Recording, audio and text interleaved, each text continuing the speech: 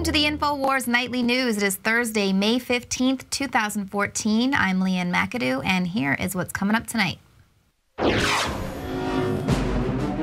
Tonight, the FCC moves corporatization of the internet forward. Meanwhile, the Department of Agriculture is set to purchase an arsenal of submachine guns. Plus, Alex Jones confronts the Army officer who detained INFOWARS reporters. You need to realize, sir, that our military isn't run by America anymore. It's run by the globalists. All that and much more up next on the INFOWARS Nightly News. Well, the FCC just voted today to advance their plans for paid priority over the internet. That's right. They want to axe net neutrality. It's still an issue. It's inching closer and closer by the day, especially by this self-appointed authority over the internet. Now, the FCC approved the plan in a 3-2 vote along party lines. The plan could unleash a new economy on the web where internet service provider like Verizon could charge a website such as Netflix for the guarantee of flawless video streaming to American consumers. Now, America already has an abysmally slow internet compared to other countries. Now they want to fetter our access even more. Now, this proposal is not a final rule, but the vote on Thursday, it's a significant step forward in this controversial idea. And so now, in typical Orwellian fashion, the FCC chairman contradicted the vote he just okayed today in a blog post last month. He said there is one internet, it must be fast, it must be robust, and it must be open. The prospect of a gatekeeper choosing winners and losers on the internet is unacceptable. And of course, that is total doublespeak. Obviously, this axe to net neutrality will not be fair to smaller websites that can't afford extra charges. And it's also going to hinder other smaller websites, smaller companies from developing into, say, a new YouTube or a new Google. So, of course, it's going to have some major implications on smaller sites. And Wheeler says his plan forbids internet service providers from outright blocking websites. But, of course, consumer advocates doubt the FCC can effectively enforce anti-competitive practices or ensure that consumers aren't going to be stuck with fewer choices or poorer service. The FCC is only going to investigate in complaints that are brought to them. And so many small companies, many consumers, they don't know how to take it to the FCC. If you continually go to a website and it fails to load, you're not going to go to that website anymore. That's the problem solved. You're not going to go, wow, this website is failing to load. Let me go contact the FCC. People are not going to do that. So the next phase of the plan is going to be 4 months of public comments. After that, the commissioners will vote again on redrafted rules that supposedly take into account public opinion. But who decided that the FCC owns the internet? They self-appointed themselves the rulers of the internet. Ted Cruz certainly didn't appoint them the rulers of the internet. The senator wants Congress to ban the FCC's latest adventure in net neutrality. He says a 5-member panel at the FCC should not be dictating how internet services will be provided to millions of Americans. He said he's going to be introducing legislation that would remove the claimed authority for the FCC to take such actions. Now, Senator Al Franken has also denounced the proposed rules, and he says that what Wheeler is really talking about is creating a fast lane where people can pay to have their content treated unequally. That's not net neutrality, that's pay to play. Exactly. Now, Wheeler tried to contradict these charges, saying that his commercially unreasonable test will help to protect against harm to competition and consumers stemming from any abusive market activity. But yeah, right, we've already seen just how valuable Google's metrics are to the success or failure of a company's business. And based on however the metrics are on your YouTube channel, your video might get millions of hits or it might get 3 hits for the exact same video. So obviously, we don't need another hoop to jump through on the internet to make sure that the information that's valuable to us is able to reach us. Now we have the FCC saying that, you know, we're going to let these internet service providers decide what information is valuable based on who has the most money to pay for it. But again, who decided the FCC runs the internet. Ted Cruz says Congress, not an unelected commission, should be taking the lead in the telecommunications laws.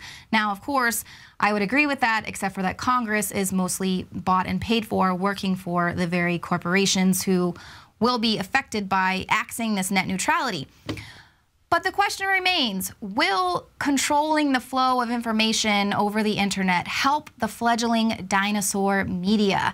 Now, according to their own internal documents, they already know that their demise is imminent. This is according to a 96-page internal New York Times report. It was sent to top execs last month by a committee of digitally oriented staffers. The report ignores its typical competitors and focuses on digital platforms like Huffington Post, BuzzFeed, and Business Insider, among others. This is to see how they compare. Now, the report warns they are ahead of us in building impressive support systems for digital journalists, and that gap will grow unless we quickly improve our capabilities. Meanwhile, our journalism advantage is shrinking as more of these upstarts expand their newsrooms. Now, of course, other factors contribute to the failure of print journalism as it tries to move to digital, but the establishment, they already know that they are losing the info war. They admit it themselves now in their internal documents. Their advantage is shrinking. And so what is the answer to that? Axe net neutrality, control the flow of information. They've been controlling the flow of information all this time. They started to lose it with the internet and the free flow of information. People can go and find all sorts of things on the internet if they so choose, and they know that the establishment knows that that is how they are losing the info war. So they want to reestablish control over that information. Now, Glenn Greenwald has come out and verbally attacked the mainstream media, calling them old-style pro-government lapdogs.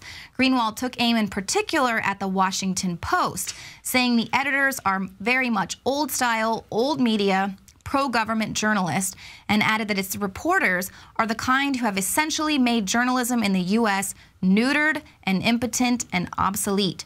Now, Greenwald, of course, is actively engaged in journalism that bites the establishment. His latest scoop came earlier this week when he revealed the fact that the NSA intercepts computer hardware destined for other countries in order to outfit it with surveillance bugs and equipment.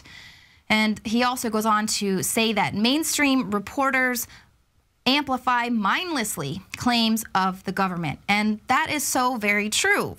Indeed, very few journalists will report about the takeover of our country. Most of the establishment media is just willing to regurgitate the White House talking points, all in the hopes that they will not be a part of the collapsing empire. Just look at the way they covered or failed to cover 9/11. Now, the National September 11th Memorial Museum in New York was dedicated today. Of course, it was a very somber, emotional scene. President Obama and others took the opportunity to remind everyone that we will never forget. But in actuality, what this museum wants us never to forget is their version of what happened that day. Now, rooms inside the museum are lined with pictures of the some 3,000 victims of the World Trade Center attacks, along with some of the debris that they were able to collect from the rubble, including gloves and wallets. There's a melted fire truck. One of the rooms specifically is dedicated solely to pictures of the hijackers, and it spins the tale of how these extremists came to pull off this devastating attack. But what is missing from the museum, of course, are the fuzzy details surrounding 9/11. These are, of course, the details that nobody dares discuss, lest you be called a conspiracy theorist. There was no room dedicated to the puzzling scenario surrounding 9/11, like the magic passport that was found blocks away from the debris that somehow the terrorist was able to fling out the window of the airplane before it flew into the World Trade Center and exploded from so high above the streets of New York, and they magically found the passport that helped them identify the hijackers. There was no section in the museum that shows the non-existent plane hitting the Pentagon. There were no pictures of the Pennsylvania crash site where for the only time in recorded history, a plane flew into and under the ground, leaving very little debris. No bodies were ever recovered from the site. But miraculously, they were able to find the black boxes. Miraculous. And then, of course, you know, any forensic investigator would want to get their hands on the steel and find out what happened to the steel that would have caused this completely random and strange event that's never happened before or since, of buildings collapsing from flames. You would want to investigate what happened to that steel, but no, it was promptly shipped off and melted down, used for scrap metal. And then, of course, you know, they have somehow miraculously been able to identify most of the hijackers with their DNA. That's right, forensic investigators sifted through the pulverized dust of the World Trade Center rubble, and they were able to find most of the hijackers and identify most of the hijackers, although they have yet to identify the majority of the thousands of victims of the 9/11 crash. I mean, really? So most of the families there that are going to the memorial to, you know, that's the gravesite for their family members, they're not going to have any closure. They haven't been able to identify their bodies, but miraculously, maybe it was the magic passport just led them to those specific areas in the rubble. And, you know, while they're at it, maybe those investigators can find the $2.3 trillion that were missing from the Pentagon. Remember, Donald Rumsfeld announced that just one day before 9/11? The day before 9/11, Secretary of Defense Donald Rumsfeld declared war, not on foreign terrorists. The adversary is closer to home. It's the Pentagon bureaucracy. He said money wasted by the military poses a serious threat. In fact, it could be said that it's a matter of life and death. I'm sure that $2.3 trillion was just stored in a suitcase somewhere, probably in the part of the Pentagon that was disintegrated along with the invisible plane. But see, that was more than a decade ago, and the government is still just wasting our taxpayer dollars without a care. Yeah, I'm talking about Obamacare. Now, the Obama administration has still failed to instruct states on how to fund $37 billion of the Obamacare tax. Now, this is going to hit the state Medicaid programs, and basically, if they can't get this funded, they're going to be in violation of federal law, and this could basically push the Medicaid programs out of existence entirely. Of that $37 billion, 13.6 are going to come from state taxpayers, and $24 billion will come from the federal government, also known as the taxpayers by way of the federal government. So basically, it's just another fiasco to add to Obamacare. This, along with the pushing back of the employer mandate, just so shows that nobody really knows how it's going to be funded, and that really wasn't of any concern to them. Their concern was getting control over the healthcare system. We had to pass it to find out what was in it. And then once it was passed, they said, hey, we have no way to fund this thing. But of course, that doesn't stop the government from continuing to frivolously spend our taxpayer dollars. Now, Rob Dew is going to have a more in-depth report on the latest fiasco that is Obamacare. That'll be coming up tomorrow. Now, first, in more government spending, right after the break, you would think $100 million would be enough to help a single school district in Newark, New Jersey. But the truth is, no amount of money is going to be enough in a system that was designed to fail. But first, Alex Jones spoke with the colonel at Fort A.P. Hill, you know, the tyranny training facility where our reporters have been located all week.